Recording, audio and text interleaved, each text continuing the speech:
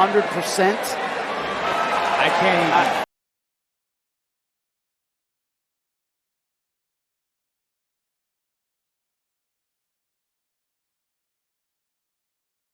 What's up, guys? Derek, morepolice.com. Today we're going to be reacting to this brutal Cody Rhodes pec tear from hell. This guy showed up to his wrestling match, takes off his coat, and he has this disastrous landscape of fucking bruising, essentially. It almost looks like his nip might actually be hanging lower than the other one. It seems to be like the absolute pinnacle example of a pec tear, and that's what a lot of people were speculating. Some people thought it was fake, like top comment here. That injury was so fake. Cody should have known better in the beginning. He didn't sell it correctly, drawing his entrance. He did it normally. He should have sold the injury, drawn his entrance to make it believable, and he needs to leave for a few months. So obviously not everyone's on the same page. Like, that was the first fucking reply. This is from the WWE themselves with a can't even look. That is hectic emoji times 3. So he not only suffers this pec tear seemingly, or he confirms after actually too, but he wrestles the entire match. And people are wondering, how did he get cleared for this? Why the fuck is he here? What exactly happened? And this is what he looked like before. This is, what his chest, arm, deltoid area normally looks like. So quite the drastic disparity from that, obviously, not normal whatsoever.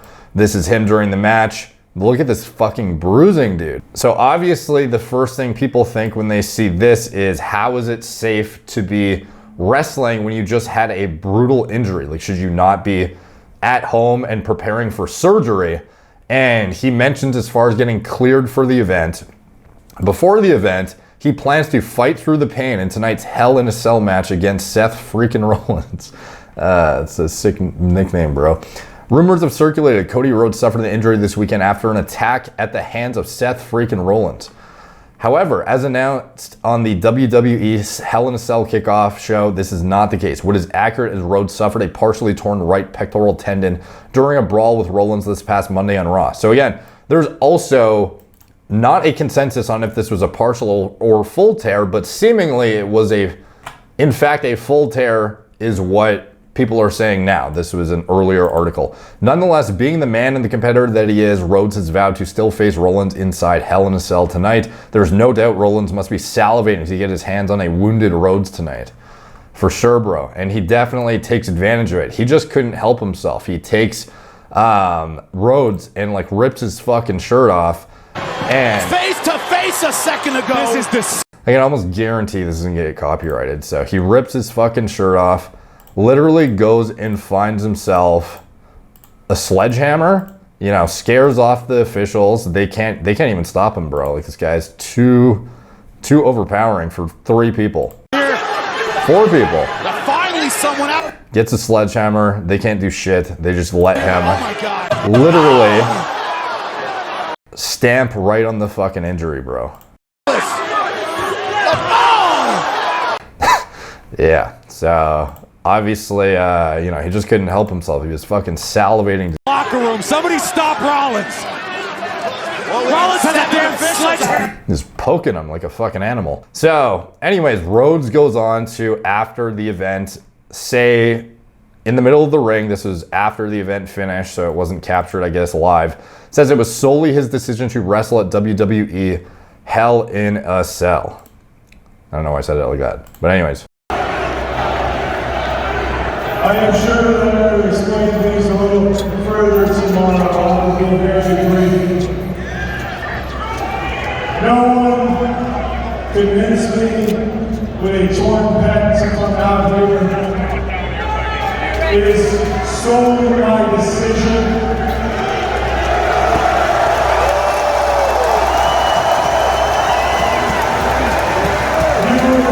So, solely his decision, he says.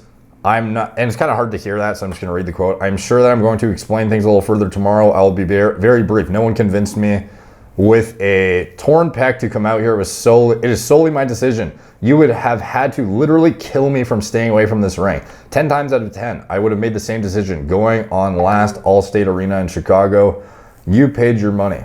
You guys have believed in me. You didn't have to. Please know from the bottom of my heart, I believe in you. We're going to finish this thing. Thank you all very much. Have a great night. And I love you. Thank you. As of this writing, WWE has not announced if Rhodes will be on Raw Monday night. The show will take place from the whatever. So he addressed the crowd live, and apparently he is actually scheduled for surgery on the 9th of June. So, you know, a lot of people are wondering again, like, how to get medically cleared. Why the fuck did he do it? Is that not absolutely insane to show up with this injury? You might make it worse. Seemingly, if it was in fact totally torn, which again, the severity of it, you can see here when he shows up and he takes off the coat,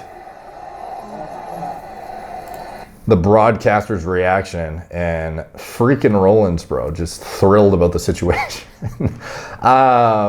But yeah, so apparently if it's a full tear, can you really make it worse than a full tear? Or are you going to tear it past full? Like, not really. So at that point, you're kind of looking at the probability of supporting tendons and ligaments and connective tissue and whatnot taking the brunt of certain effort that would otherwise be supported by the pec. So you have more, I don't know, liability of your, I don't know, shoulder, for example. In that area, you are probably going to be taking off some of the load that would have been supported by your pec is now going to have to be accommodated by other supporting areas. You know, triceps, shoulders are the main things I would think of off the top of my head. So with putting your shoulders into more compromised positions and supporting more load and whatnot, like, yeah, you might be prone to an injury in your shoulder then too, but your pec, it's not really gonna get worse, you know, seemingly, if it's a full tear. So for him, it's just important that he gets the surgery done, and it looks horrific, but is it really gonna get worse by wrestling other than him being in like pain, for example? But seemingly, like, it doesn't seem like there is always a ton of pain associated with this full tear. Like, if you have a full tear in the moment, it's fucking terrifying probably. I've never had it, you know, knock on wood. So I can't really say for certain like exactly what it's like, but there is a lot of anecdotes of people saying like in the moment it hurt, and then after the fact, it's just like, it's just there, and it's not, you know, chronically like debilitatingly painful or something. So is it so unreasonable that he just, you know, grinded through it?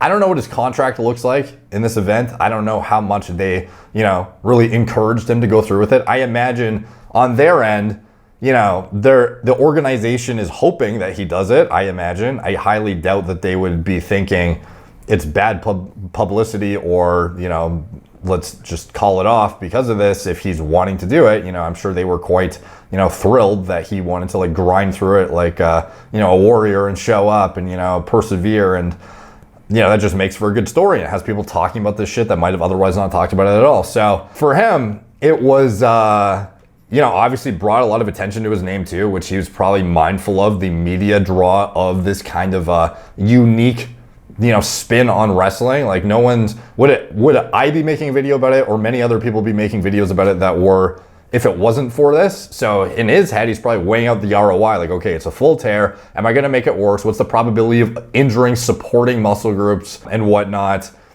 You know, as well as just, you know, satisfying the customers who have paid their money, want to see me perform. You know, obviously he has existing kind of like allegiance to his fan base and wants to not have them disappointed. So there's like a ton of motivating factors for him to do this with a relative, you know, risk profile that may not be as significant as you would assume. And, you know, it's logical to assume when you see this kind of an injury, it's like this guy is like putting his, like, what is he putting on the line? Like his pec health for the rest of his life potentially? Like, that's how bad it looks. You would not conceive that there might not be a big difference or any difference in any capacity as long as he gets the surgery done in a timely manner still, even after this event. So anyways, the thing I would circle back to is, you know, putting yourself in this position to begin with. I did a video the other day on this 4-plate bench, and this guy, he was definitely capable of moving the weight. He just got put in a position that, you know, tendon couldn't keep up. He did a good rep and then went for a second one, pec tore off. And that was, you know, it fucking sucks to see, but it definitely makes you think back with wrestling too. In particular, these guys are supporting larger than life physiques and are oftentimes using enhancements to achieve them. And in general, what do we see that is prevalent among anabolic androgenic steroid users is an increased probability of ruptures. The hazard ratio for a first ruptured tendon in AAS users versus non-users was 9.0. Several men reported 2 or more independent lifetime tendon ruptures. Interestingly, upper body tendon ruptures occurred exclusively in the anabolic androgenic steroid group, whereas we found no significant difference between users and non-users for lower body ruptures. Of 31 individual tendon ruptures that we assessed, only 6 occurred while weightlifting, while the majority occurring during other sports activities. Like, basically, the literature suggests that if you're using anabolic androgenic steroids, your tendon, connective tissue, ligaments, etc., these are not going to keep up with the demand imposed by the increased, if you're hypertrophying a bunch of muscles in an expedited manner, the tendons are not going to keep up in parallel with your strength that is flying through the fucking roof. So you end up in a situation where you have this increased demand to continuously grow because you have to, progressively overload, but your tendon can't keep up at the same rate that your muscle and like force production can. So you end up in this compromised state where you have this higher probability of injury, and especially in the pec, upper body tendon ruptures are far more prevalent in AAS users, and especially pec tears, very, very much so. I'm not saying that Cody Rhodes is definitely enhanced or anything like that, but it certainly is something to be mindful of, especially if you're, a wrestler or you're somebody who is, trying to support enhanced, athletic demands, and you have this larger than life physique and you're constantly pushing the limits. Tendons can only take so much, and they will, under huge amounts of load, be often compromised to a point that you can't just trust the structural integrity of them the same way you can, whatever force production you're capable of. It doesn't mean the rest of your body can hang, unfortunately. So, I hope to see him make a speedy recovery and everything is on the, looks up for him and he gets back in the ring with a fully healed, pec in short order. But, and hopefully this is, a net positive for him from media exposure. So I don't know. What do you guys think in terms of the, severity of the injury? Should he have showed up? Do you think he should have been medically cleared? What do you think the, WWE's perspective on this is? Like, do you think they're sitting back and they're like, oh, you should, it sucks that you got injured, but like low key, you should, we really fucking want you to go. It's interesting. I don't know what the, perspective would be, back in the day, decades ago versus now, if they would have been forced into contracts where they have to show up no matter what versus now they have more leniency. I don't really know how it works, to be honest, but it'd be interesting to get some insight on it. And obviously this got a lot of attention that would have probably not otherwise happened. And hopefully it was a net benefit for him, as much as this sucks to see. So hopefully you guys enjoy that. Let me know what you think in the comments down below, especially on the context of the situation. If it is a full tear, what are you risking by showing up to this event? Is this something that you think was greenlit by WWE, or do you think they were, totally indifferent to him showing up versus not? All the comments help the algorithm. They're much appreciated. Like, subscribe, check out my blog, morereplacemortdates.com. Follow my Instagram, @morereplacementdates. Facebook, Snapchat, Twitter, TikTok, Apple Podcasts. If you want to support the channel, you can check out anything I'm associated with in the video description below. My preventative medicine, hormone replacement therapy platform, Gorilla Mind, nootropic formulas, Gorilla Mode, pre-workout formulas, design myself from scratch, recommended diet model, gaining muscle and sports performance, clothing company that sponsors me, anything else I'm associated with, it's all down there. Thank you guys for watching. Talk to you soon.